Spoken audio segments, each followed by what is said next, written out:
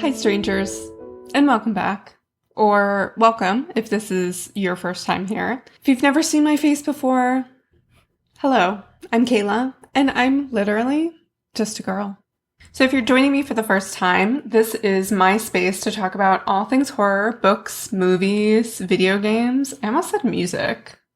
Is there horror music? So today I'm switching things up a little bit. I've been playing with the idea of doing some videos on some topics of interest of mine within the horror genre. So YouTube analytics tells me that the majority of my audience are women who are around my age, and I love that for us girlies. Boys, you are definitely welcome too, but this is a girly pop sleepover. We did our girl math. We had our girl dinner.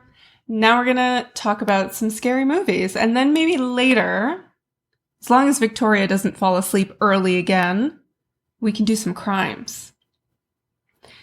We support women's rights and women's wrongs on this channel. So I put together this list of 12 films that I think fit nicely into categories, but as you're hearing them, you know, there are certainly a lot of other films that could be included in this list. So don't fret if you thought of it. I probably did as well. And I'm really looking forward to the discussion on this one. But friendly reminder to stay civil in the comments and that attacking other people over opinions on movies is not hot girl behavior. And this video is all about hot girls. So let's discuss the horrors of girlhood.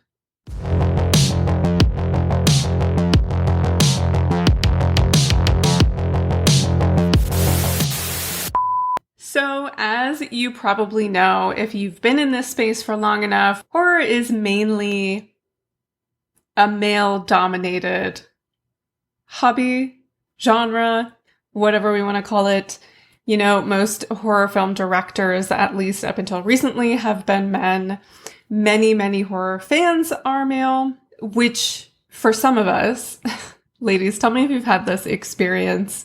We get the, oh, you like horror movies? You're not like other girls, which is so condescending whenever it's said, because like, I want to be exactly like other girls, especially if that means I get to bond with other girls over horror. Male-centric horror has meant that for a good chunk of time, we have missed out on exploring some of the more horrifying aspects of the female or femme experience.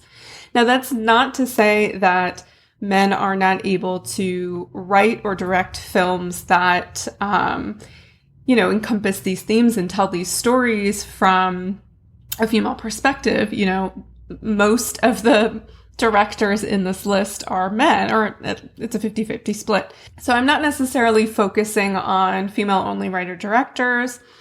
I'm not necessarily focusing on feminist films or films that are feminist per se.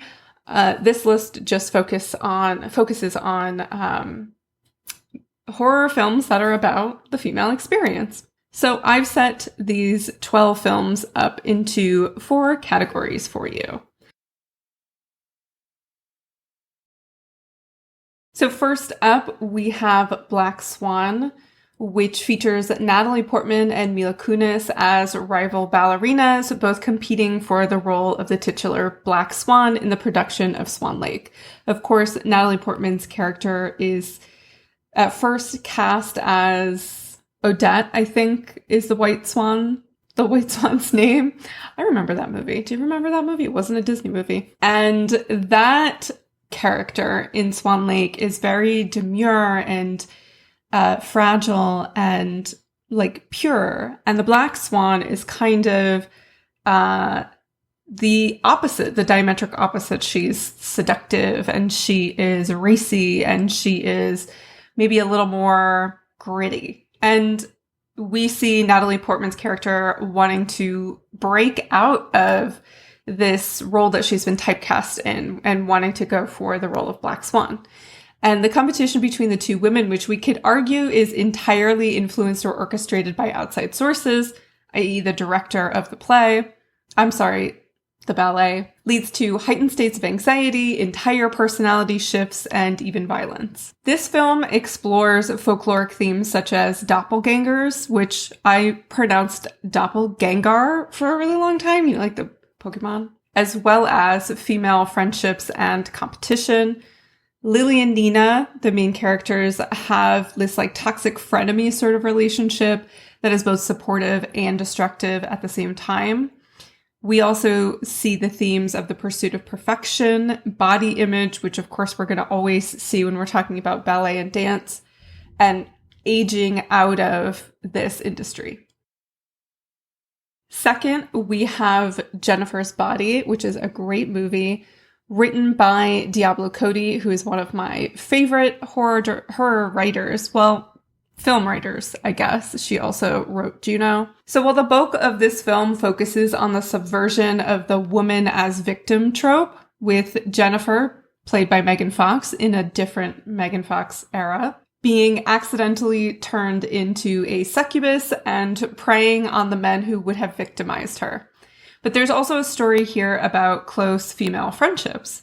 So Needy, played by Amanda Seyfried, is Jennifer's personality and aesthetic opposite. She is plain and meek, but she has been Jennifer's friend since kindergarten. Jennifer's transformation and reclamation of agency over her own body result in conflict between the two girls. We see Needy grappling with her relationship with Jennifer because Jennifer is changing in a way that she doesn't understand and doesn't like. You're killing people. No, I'm killing boys. Boys are just placeholders. They come and they go. The tension between the main characters illustrates how difficult it often is to acknowledge that transformation that happens in friendships when they take place over the course of many, many years. There's also a little bit of subtext hinting at maybe some romantic feelings between the two. I've said before on this channel that I think that Megan Fox deliberately took the role in this film because she was being typecast in Hollywood as the dumb bimbo and not really given any chance to show her acting chops. So last in this section is The Descent, a top favorite film of mine. I think most of us horror movie fans, that's one of the ones we always recommend, right? It's a great movie. So The Descent explores the complexities of female friendships from empowering to totally toxic, all with the backdrop of a spooky cave with spooky creatures in it. It begins with a scene that rivals the log truck in Final Destination 2, if you know, you know. Main character Sarah, played by Shauna McDonald, is the sole survivor in a car accident that leaves her husband and her daughter impaled. 1 year later, Sarah and her best friend Juno, played by Natalie Mendoza, head out on a spelunking trip with 4 other women into an uncharted cave, except the other women don't know it's an uncharted cave. Juno just takes them there. Little do they know they won't be the only beings down there. The perilous cave matches the journey into Sarah's psyche as the events unravel. The women will have to team up and rely on each other if they want to survive.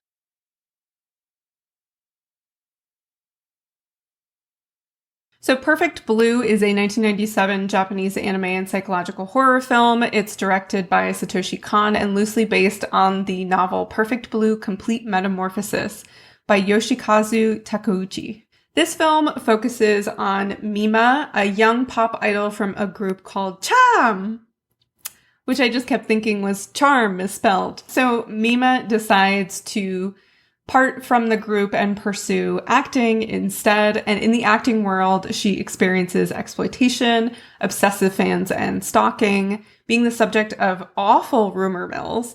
And the pressure caused by all of this induces psychological issues in which she has difficulty distinguishing her own current identity from that of her former self within the idol group that she was in, Cham. The film explores more complex themes that make it a bit similar to Black Swan. Exploitation of women and their bodies, the male gaze, especially as every time that Mima is assaulted, it is through a camera representing the male gaze.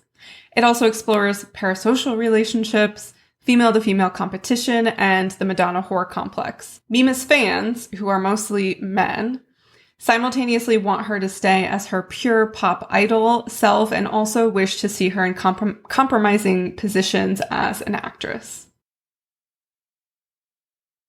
Continuing our exploration of exploitation in Hollywood, in Starry Eyes, our protagonist, Sarah, portrayed by Alexandra Esso, is an aspiring actress making her way in Hollywood. Her first shot at stardom is in a film that flops, and in the audition for the second, she is immediately told to disrobe. Love that. That's so great. During and after this audition, Sarah is consistently subjected to situations in which she is coerced into sexual acts and her behavior grows ever more erratic. I won't give away the ending, you really have to see it, but let's just say that Sarah finally completes the transformation that she has been promised throughout the course of the film. I truly didn't expect to like this movie as much as I did. I flipped it on Tubi, I think, and thought, hey, here's like a mediocre movie that I can while away the afternoon with, and I actually really enjoyed it.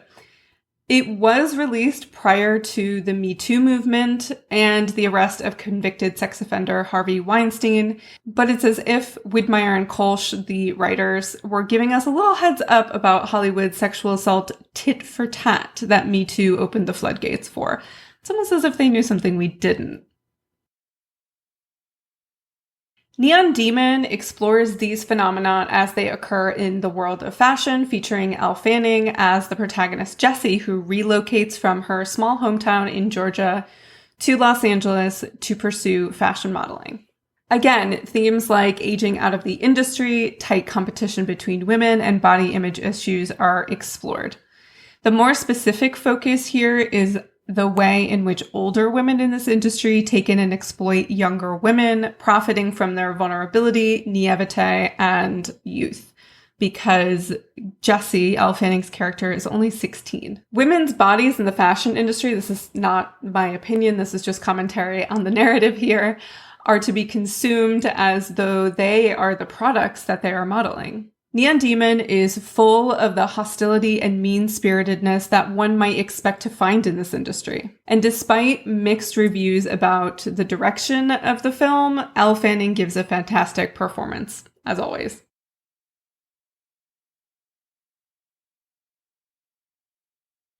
Oh, Teeth.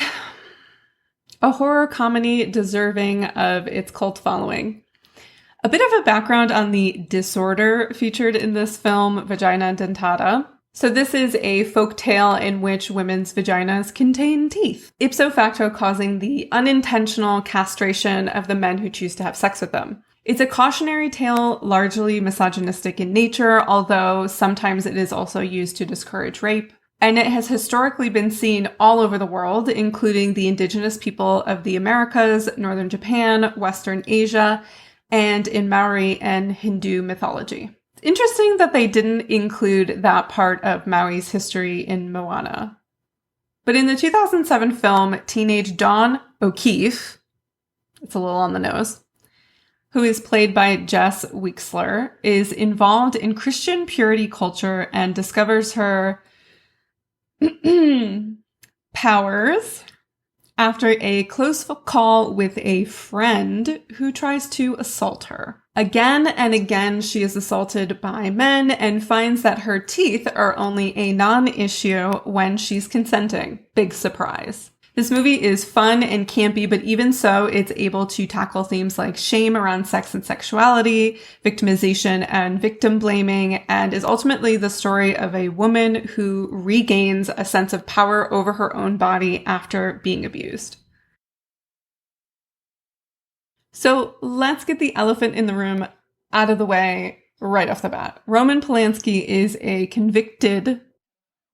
In the late 70s, he pled guilty to unlawful sex with a minor after drugging and sexually assaulting a 13-year-old girl. And he, in 1978, fled to Europe right before sentencing, and so he's been a fugitive from the U.S. justice system ever since. For what it's worth, the film is based on the novel of the same name by Ira Levin, published in 1967.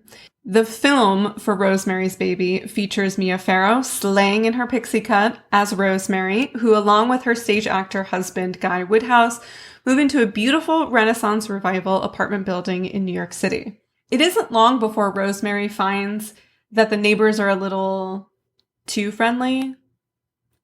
After ingesting some laced chocolate mousse, I would totally fall for that, Rosemary has a hallucination where she is being sexually assaulted by the devil and wakes with scratches all over her body, which are explained away by her husband not wanting to miss baby night and assaulting her while she slept. I guess I can see why Roman Polanski was drawn to this story. The story unravels, as does Rosemary's sanity, to reveal her neighbor's sinister plan for her and her baby. Although I wouldn't call this film feminist per se, it plays on the idea of the woman with legitimate concerns being dismissed as hysterical, a la the yellow wallpaper, as well as the ever-growing concern over forced birth and the loss of bodily autonomy, which we're seeing right now in the United States. Okay, so this next section is going to include me horribly pronouncing French names and words, so just bear with me. So Raw is a story of Justine, played by Garance Marillier, a young student at the beginning of her first year of veterinary school. Oh, and also of importance, Justine is a vegetarian, but not for long. After a hazing ritual sees her being pressured into eating raw rabbit kidneys, she develops a craving for meat. Will a burger satisfy these cravings? No. How about raw chicken? Try again. What about her sister's severed finger? Director Julia Ducournau, who would later go on to win a Palme d'Or at Cannes in 2021 for her film Titan, which also plays with themes of the female body, had this to say about Raw. I didn't want to glamorize anything, especially with the girls' bodies. A body is a body. In every movie we see, women have to be beautiful and fit or whatever the hell, and they have to fit into a certain box. And no, women fart, poop, pee, burp. This is why you can relate to them. Because they are not these heavenly creatures. They are real people with real feelings, and when they go down, they go down.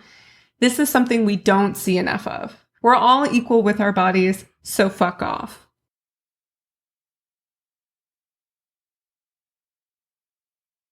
So Elaine, played by Samantha Robinson, is a beautiful young witch who moves her life to California after the mysterious and untimely death of her husband, Jerry. Shot in 35mm film, The Love Witch is a comedic tribute to horror films of the 1960s and slightly reminiscent of I Dream of Jeannie or more modernly Lana Del Rey. Men fawn over Elaine, both due to her beauty and her seduction spells, which often end disastrously for them. The film subverts the idea that an attractive young woman inviting strange men back into her home is always putting herself in danger. Elaine is a femme fatale through the female gaze, rather than a man trying to tame a wild, sexually liberated woman with her own agency and desire. She maintains power and control. A Girl Walks Home Alone at Night is an Iranian-American Western horror film. Did you get all that? It is shot in black and white and is in Persian. It stars Sheila Vand as an unnamed female vampire who skateboards and listens to punk music by day and stalks the streets looking for evil men to subdue at night as a means of protecting the other women of the fictional Bad City. Like we saw in Teeth, where Dawn's friend only came out during non-consensual sex acts, the woman, as she's known in the film, leaves those who show kindness and vulnerability unscathed. The film focuses on the very real problem of gendered violence, with us as the viewer consistently witnessing men abusing and exploiting women. Wearing a chador for the entire film, the woman appears unassuming and non-threatening and is anything but. Like The Love Witch, this film subverts the trope that a woman walking home alone at night, especially in a place that is so dangerous for women, will always be in danger of becoming prey to men. Interestingly enough, the director, Amarpour, did not write the film with feminism in mind. She does, however, state, people tend to see themselves in films. You feel that because it's stuff you have in you. And she accepts the interpretation of the film as feminist in nature. One of my favorite horror movies, American Mary, is a Canadian body horror film that features the underrated Katharine Isabelle, who was also in another film I considered including in this list, Ginger Snaps. She stars as Mary, a med school student studying surgery. They don't really tell us what kind. After helping out a gangster in a pinch for a cool $5,000, Mary finds herself in the world of extreme underground body modification. She turns one woman into a living doll and helps twin sisters become forever conjoined, played by directors twin sisters Jen and Sylvia Soska. The story takes a turn, however, when Mary is assaulted by a professor at her med school, leading her to take violent and gory revenge. The Soska sisters expertly focus on the female experience throughout the film, demonstrating a stark contrast between the male and female characters. For women, the surgeries performed on them are seen as a means to an end for self-expression, featuring artistic camera work and classical background music. Even when nude, these women are not objectified, least of all by Mary, who agrees, though at first reluctantly, to assist them in achieving this agency over their bodies. So there you go. 12 films that focus on the female or femme experience in horror. I am so interested to see what you think about this list. If you have some that you would definitely add, if there are some that really have resonated with you in your own personal experience, or if you have any to recommend to me or anybody else. I scripted this whole thing and didn't write an outro. So if you've made it this far, thank you so much for watching. If this is content that you think that you might enjoy, please consider subscribing, leave a like, leave a comment. Do the things. Follow me on social media if you want to keep up with me, and I will see you in the next one. Bye, strangers.